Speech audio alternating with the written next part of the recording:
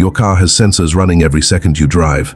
Most people never touch them, not once in the entire life of the vehicle. Over time, they get dirty, coated, clogged, and loaded with carbon and grime. And when that happens, your engine starts making bad calls.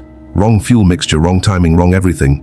You feel it. Rough idle, weak acceleration, fuel economy quietly dropping week after week. The annoying part is the sensor is usually completely fine, just filthy. A 10 can of cleaner fixes most of them in under 20 minutes. Today, we cover the 8 worst offenders, the ones behind most check engine lights and most unnecessary repair bills. Let's get into it. Number 1, mass airflow sensor MAF. This is the big one. It is the reason for roughly 40% of all mystery check engine lights. The MAF sensor sits right after your air filter. Its job is to measure exactly how much air is flowing into your engine. That number goes to your car system, and it uses it to calculate how much fuel to inject. Air and fuel have to be balanced precisely. Too much air, too little fuel, and your engine runs lean. Too much fuel, not enough air, and your engine runs rich. Either way, performance drops and damage builds up over time. Inside the MAF sensor there is a tiny heated wire. Extremely thin, extremely sensitive. It measures airflow by detecting how quickly it loses heat as air passes over it. And because it sits right in the path of everything your engine breathes in, like dust, oil mist, fine particles, the heated wire gets coated over time. The buildup is visible to the eye but devastating to accuracy. You start noticing it when the car hesitates after you press the gas. Fuel economy quietly drops. The idle gets unsteady, and then the check engine light comes on. So before you do anything else, make sure to clean it. A can of MAF sensor cleaner costs less than 10. So here's what to do. Disconnect the sensor, spray 10 to 15 short bursts directly on the wire, let it air dry for 20 minutes, and then plug it back in. That's all you need to do. Most of the time, the problem disappears completely. Do this every 25,000 to 30,000 miles. If you run an oiled aftermarket air filter, do it more often because those filters push oil mist onto the sensor wire faster than a standard paper filter does. Number 2, oxygen sensor O2 sensor. Oxygen sensor works in brutal conditions, and most people have no idea it even exists until something goes wrong. Your car has 2 to 4 oxygen sensors, depending on the model. They live inside the exhaust system and are exposed to extreme heat every single time you drive. Their job is to measure how much oxygen remains in the exhaust gases after combustion. That reading tells the ECU whether the engine burned the fuel efficiently or not. When an O2 sensor gets lazy, it stops responding quickly to changes in the exhaust. As a result, carbon deposits build up on the sensor tip. The readings slow down. The car, not getting accurate information, starts overcompensating by pushing more fuel into the engine than it actually needs. Your fuel economy takes a hit, a real hit. Sometimes it even drops to 20% without you even realizing why. Meanwhile, unburned fuel travels into your catalytic converter.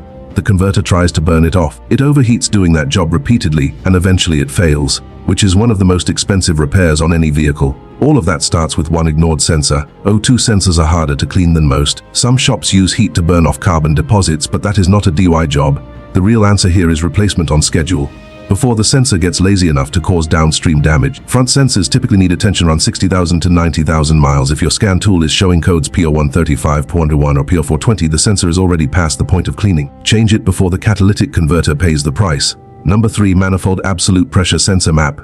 Most people have heard of the MAF sensor, but very few actually know about this one. And that is exactly why it causes so much confusion when it fails. The MAP sensor measures pressure inside the intake manifold. Some engines use it instead of a MAF sensor. Others use both together. Either way, it feeds pressure data to the engine, which it uses to calculate engine load and fine-tune the fuel mixture under different driving conditions. What takes it down is something called blow-by. Inside every engine, tiny amounts of oil vapor escape past the piston rings and make their way into the intake manifold. That vapor is oily and it settles on everything, even the MAP sensor port. Over thousands of miles, that oily residue mixes with carbon deposits and slowly blocks the sensor port. Because of that, the pressure readings start coming in wrong, and that confuses your car. Power drops. The throttle response feels dull. In turbocharged engines, this gets severe fast. The control unit may trigger limp mode, cutting power drastically to protect the engine. Drivers often describe it as the car suddenly feeling half as powerful as it used to. Here is the good news. The MAP sensor is actually straightforward to address. Pull it out, usually just 1 or 2 screws. Spray electrical contact cleaner into the port and on the sensor itself. Let it dry fully, reinstall 15 minutes of work. If your car has a turbo or high mileage, put this on your maintenance list every 30,000 to 40,000 miles. You will feel the difference in throttle response almost immediately after cleaning it. Number 4, throttle position sensor TPS. This one fails quietly and then all at once in the worst possible moment. The TPS tracks the position of your throttle plate, which is the valve inside the throttle body that controls how much air enters the engine when you press the gas pedal. As you push down, the sensor sends a precise signal to the engine, telling it exactly how much throttle the driver is asking for. The car then coordinates fuel delivery, ignition timing, and transmission behavior all around that one signal. Over time, two things happen. Carbon builds up around the throttle plate itself, making it sticky and slow to move, and the TPS sensor develops dead spots. These dead spots are tiny gaps in its range where the signal either drops out or spikes erratically. When you hit one of those dead spots mid-acceleration, the car stumbles, it hesitates, and on highways, that hesitation is not just annoying, it puts you in a genuinely dangerous position. So, here's what you do. Start with the throttle body. Get a can of throttle body cleaner, remove the air intake tube, hold the throttle plate open by hand and spray the cleaner directly onto the plate and inside the bore. Use a clean cloth to wipe out the black carbon coating. This step alone fixes a large number of TPS-related complaints because the sensor reads accurately again once the throttle plate moves freely. Clean the throttle body every 30,000 miles. Make it a habit. It takes 20 minutes and the difference in throttle response is noticeable immediately after. If cleaning does not bring it back, the sensor needs to go. But in many cases, the cleaning is all it takes. If your car has over 50,000 miles, every sensor we just covered needs your attention. Number 5, EGR sensor. Nobody warns you about this one ever. Your EGR system pumps exhaust gas back into the intake. That exhaust is dirty and full of carbon, and it passes through this sensor every single time you drive. What does that do over 50,000 miles? Thick black tar coats everything inside. The valve sticks. The sensor port clogs up completely. Your engine starts shaking at every red light. You feel it in the steering wheel, in seat, everywhere. Then you roll into an emissions test. You fail it. Now you cannot renew your registration until you fix it. So here's what you do. Pull that EGR valve out right now and look at it. You will see the buildup immediately. Grab EGR cleaner spray and a stiff brush. Work through those deposits. Clean the passages. Spray out the sensor port. 40 minutes of work, that is all it takes. City drivers, this one is specifically for you. Short trips are the fastest way to destroy this sensor. Stop and go miles mean your engine never fully heats up. Deposits build up twice as fast in those conditions. Clean this every 30,000 miles if most of your driving happens in the city. Number 6, crankshaft position sensor.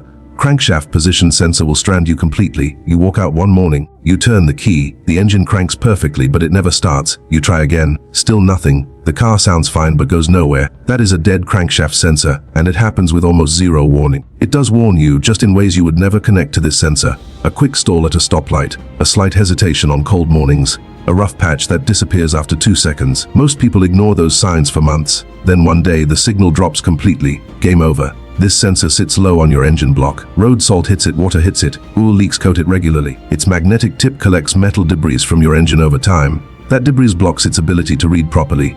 Here is exactly what you need to do. Clean that magnetic tip with an electrical contact cleaner, then check the wiring connector. Corrosion on those pins causes most of the failures on this sensor. Clean the pins thoroughly. Inspect the wiring for any cracking or damage.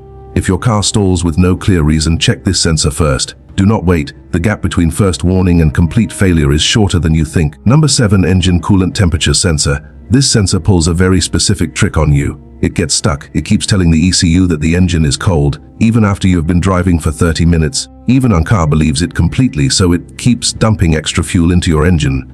Way more fuel than it actually needs. Your exhaust runs black. Your fuel economy drops hard. Your spark plugs get coated in excess fuel and start misfiring. But here is the part that really confuses people. Your car starts perfectly fine in the morning, but after your engine warms up, starting it again becomes a real struggle. Sometimes it flat out refuses, so you start replacing parts, ignition components, fuel system parts. You spend money chasing the wrong problem entirely. Meanwhile, this small sensor keeps lying to your engine every single day. So here's what you do. Before you replace anything, check the connector. Pull it off and look at the pins. Corroded pins cause the same issues as a completely dead sensor. Clean those pins with contact cleaner. Clear your fault codes. See if the problem comes back. Half the time, that single step fixes everything completely. If the problem returns, swap the sensor out. It threads right into the engine block near your thermostat housing. Drain a little coolant first, swap it, refill. You are done in under 30 minutes. Number 8, knock sensor. This one steals your power slowly, quietly, and consistently every single day you drive without even realizing it. It just takes your power slowly every single day. Your knock sensor bolts directly onto your engine block, and the knocking sound destroys pistons and bearings if it goes unchecked. The moment it hears that sound, it tells your car system to pull back the ignition immediately. That system protects your engine beautifully when it works. When the sensor goes quiet, your car's engine panics. It pulls your timing back permanently just to stay safe, and you feel that immediately.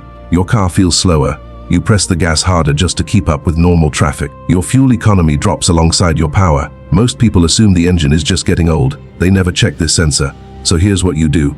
Pull that connector and look hard at every pin. This sensor lives on your engine block. Clean pins first, you will solve the problem right there most of the time. If fault codes P0325 through P0334 keep coming back after cleaning, the sensor itself needs to come off. Remember, timing for months quietly wears your engine down in ways you cannot see or feel until the damage runs deep. Check this sensor and its wiring at 60,000 miles. Most fixes take 10 minutes. 10 minutes to get your power back completely. Most people hand over hundreds of dollars at a shop for problems they could fix in 30 minutes. Now, you are not one of those people. Keep checking back. Every week we put out videos that save you real money on your car. Hit subscribe so you do not miss the next one. See you there.